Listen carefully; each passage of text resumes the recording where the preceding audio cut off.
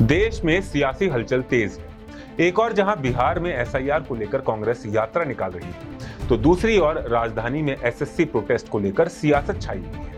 वहीं एक मुद्दा यह भी बना हुआ है कि पूर्व उपराष्ट्रपति जगदीप धनखड़ के इस्तीफे के बाद से वो आखिर है कहां पे। विपक्ष ने सवाल उठाए हैं कि आखिर धनखड़ साहब कहां गायब हैं। The day the vice president was resigned,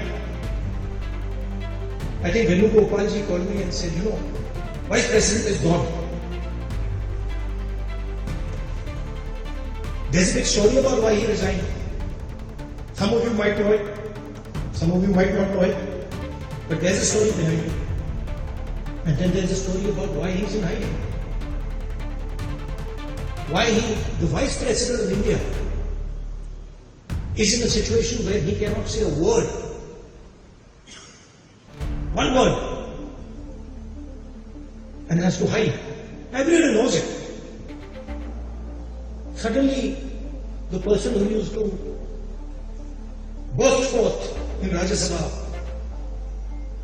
is gone silent, completely silent. So this is the times we're living in. आपको बता दें कि कुछ दिन पहले जब जगदीप धनखड़ ने उपराष्ट्रपति पद से अचानक इस्तीफा दे दिया था, तो पूरे देश में हड़कंप मच गया। उनका कार्यकाल अभी बाकी था, फिर भी उन्होंने स्वास्थ्य कारणों का हवाला देते हुए अपने पद से इस्तीफा दे दिया। लेकिन इस इस्तीफे ने सियासी गलियारों में सवालों की बाढ़ ला दी। विपक्ष ने दावा किया है कि धनखड़ को चुप कराया गया है और कुछ ने तो यह भी कह दिया कि वो नजरबंद है। इस सियासी तूफान के बीच केंद्रीय गृह मंत्री अमित शाह ने एक पॉडकास्ट में खुलकर बात की है। उन्होंने कहा कि धनखड़ साहब का इस्तीफा अपने आप में स्पष्ट है। उन्होंने स्वास्थ्य कारणों से इस्तीफा दिया है। उन्होंने प्रधानमंत्री और सरकार के प्रति आभार भी व्यक्त किया है। सच और झूठ की व्याख्या विपक्ष के बयानों पर आधारित नहीं होनी चाहिए। हमें इस मुद्दे का बतंगड़ नहीं बनाना चाहिए। साथ ही शाह ने साफ कह दिया कि धनखड़ ने संवैधानिक तरीके से अपने कर्तव्यों का निर्वहन किया और उनका इस्तीफा निजी स्वास्थ्य कारणों से था। उन्होंने विपक्ष को भी चेतावनी दी कि इस मुद्दे को अनावश्यक रूप से तूल देना संवैधानिक ढांचे का अपमान है। लेकिन विपक्ष ने इस जवाब को स्वीकार करने से इनकार कर दिया। कांग्रेस नेता जयराम रमेश ने कहा कि यह पहली बार है जब किसी उपराष्ट्रपति के इस्तीफे के साथ साथ उन्हें चुप कराने की बात सामने आई है। इस सियासी ड्रामे ने जनता को भी दो घड़ों में बांट दिया है।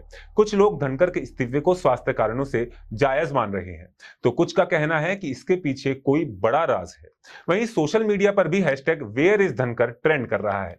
इसी को लेकर राजस्थान के पूर्व मुख्यमंत्री अशोक गहलोत का भी बयान सामने आया है। उन्होंने कहा कि पूरा राजस्थान चिंतित है, वो चिंता तुम भी करो। चुनाव तो निपटते रहेंगे, चुनाव चलता रहे, जब तक मेन बात करो धनखड़ साहब कहां है और धनखड़ साहब को कब प्रकट करोगे। सवाल यह है कि क्या यह विवाद यहीं थमेगा या फिर नई सियासी जंग की शुरुआत होगी। आप हमें बताइए अपनी राय। तब तक के लिए नमस्कार।